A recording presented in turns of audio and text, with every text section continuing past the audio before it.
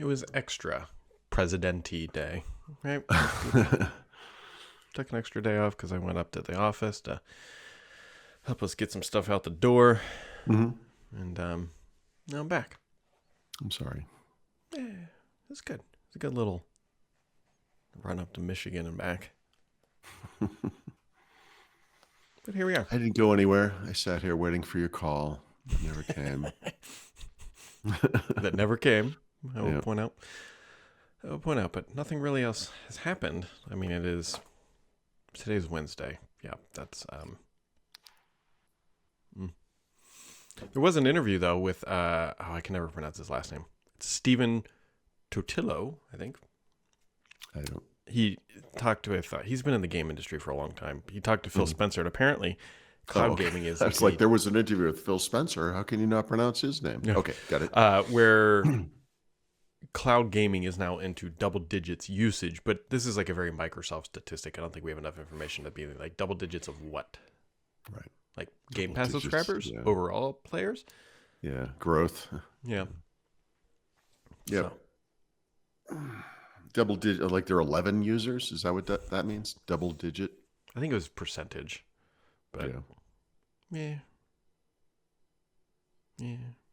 I haven't looked too deeply into this, but to me, the big thing might be that Microsoft has officially petitioned the EU to not allow Apple's nonsense, non-compliance compliance to fly. And For their stores? yeah, well, for all their iPhone nonsense, in Europe. Yeah. But Tim Sweeney makes a good point on Twitter today or last night or whenever this was, where he was saying that it's like Apple has the best UX designers in the world. So, when they put up really bad UX, it's on purpose. Mm-hmm. And, Apple kind of made this claim. I don't know. It was like something like, we've spent tens of thousands of hours on this. It's like, I'm actually pretty sure you did, because to get it this contorted would require a lot of effort. Yeah. He also points to the Mac OS X security page on apple.com that is kind of the rebuttal to anyone who thinks that the App Store has anything to do with security, because the system is designed to secure against malicious apps. Like that's, of course, that comes at the OS level. Of course it does. Anyway, it's we're never going to see the end of this argument. There'll always be the pro Apple should be able to do anything they want crowd, and then the people who understand logic and reason. So there's two sides. Mm-hmm. Mm-hmm. Also, in that interview, Phil Spencer reiterated. Okay, it's related. Right, it's related that all of the Activision Blizzard games will be coming to Xbox Game Pass on day one. I thought that was pretty obvious from that Thursday they still haven't said strategy. when. Like, when does that? Are they going to ride out the Call of Duty $1 billion bump for a year, or are they going to? Well, so the big questions from that event to me were schedule based, right? So the only thing they had said was that the first game, Diablo 4, was coming in March, whatever that date was, 24th or something.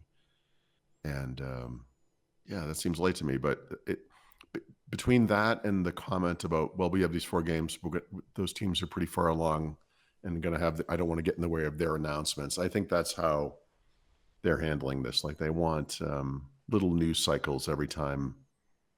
This month we got this Call of Duty, or whatever it is. Like I think they want to ride that for 2024 and make this seem like kind of a bonanza year, which in their defense, it kind of seems like it's going to be. Yeah, it kind of could be. I mean, the ball's really in their court at this point about how they want to do this. Yep. Yeah. I mean, I keep reiterating this point. I spent a lot of money on Game Pass. I'd kind of like to start playing the games. I play a decent number of them. Yeah. Well, I guess. Well, remember, they're going to come. This is going to be different, right? Like,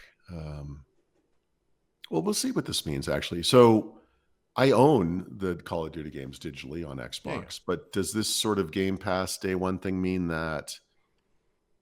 I mean, they're defining Xbox pretty broadly here, right? I mean, do I get to play this on the PC now through Game Pass? I mean, seems like I should, right? So are we going to see cloud? I mean, I don't think Call of Duty makes sense for cloud gaming, but no, I mean, but no, some of those games might, right? Yeah. So all the single player titles. I guess we'll see. The other one that I had a good hearty laugh at, I think this came out yesterday. Copilot got a bunch of new features where you can ask it to clean storage, empty the recycling bin. if you replace Copilot with Cortana, it makes a lot more sense because that's kind of We don't speak ill of the dead, Brad. There's a delicate dance occurring here, I think, for every company that has a digital assistant. And it's going to be very interesting to see how each handles it, right? So you could picture Apple it's just going to be AI as part of Siri. That it may not be a new brand, right? Maybe, I don't know. Google Assistant seems like they're transitioning out of there. That was a yeah. bad name anyway, I think, frankly.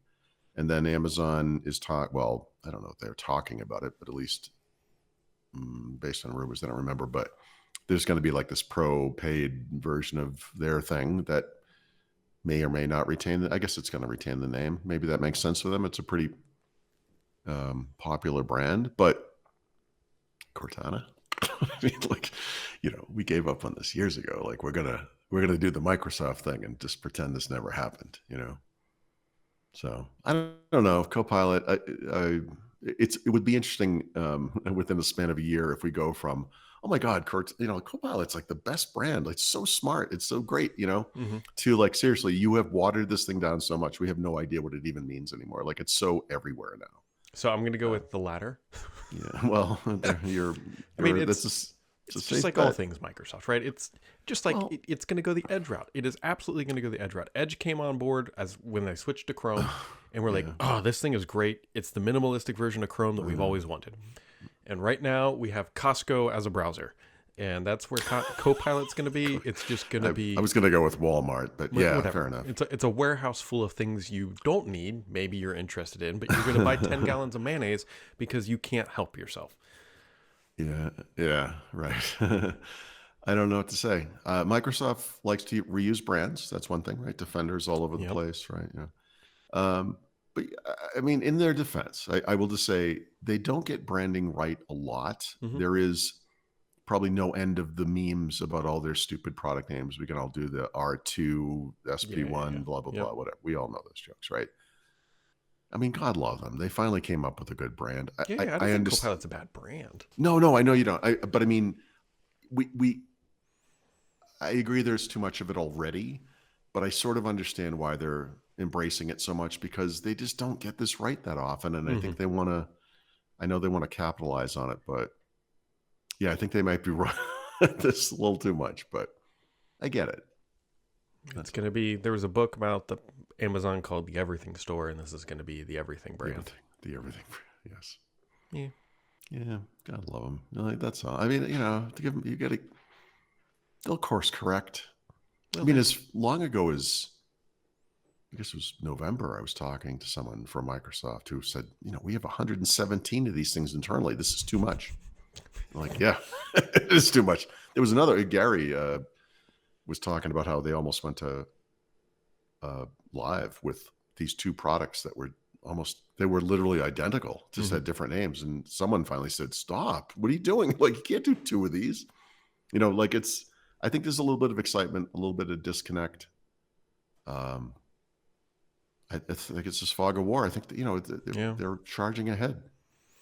I mean, it's not like they've ever launched competing apps. I think they had 7 to-do list apps. God, please. They had, or how many data sync / online storage / that kind of stuff. All the, the original, the original Groove. I can't remember all the names. SkyDrive, Windows Live Sync, Live Mesh. Ooh. There's more. I mean, I'm just not remembering them. That was crazy. I loved Rayazi, but that maybe was his Waterloo. Maybe was too many of those things. I don't know. Yeah, I'm wondering how many different. I was just thinking about this. How many different messaging apps does Microsoft have right now? I can think of 3. There's Teams for work, which I get. There's Teams for consumer. Yep. Then there's also Xbox. Oh, geez, I know. Right. Well, Skype. Skype. So that's 4. Yeah. No, this is why Google is such an easy transition for the Microsoft guys. It's it's the same stuff. Like, how many of these things do you need? I don't know. If there becomes a Copilot chat app, I will throw this laptop through the wall. You can chat with Copilot and Skype right now. I know. Think, right? That's the thing. Like, the only thing it's missing is like, hey, message Paul, and then it's just the whole conversation's in there, and it's. I had a different computer on this thing today. and I it's a review computer. I just discovered it doesn't have a headphone port. Right, so I could add that to my con column for the review, but um, so I had to swap this out kind of hastily. But uh, when I ran Skype, because you were going to message me about the meeting, I not only can you chat with nobody, you're going to chat with yourself. Oh yeah. The top thing on the list it said me. I'm like, why would I be there? I actually do that. It's an easy way to send yourself stuff across different devices.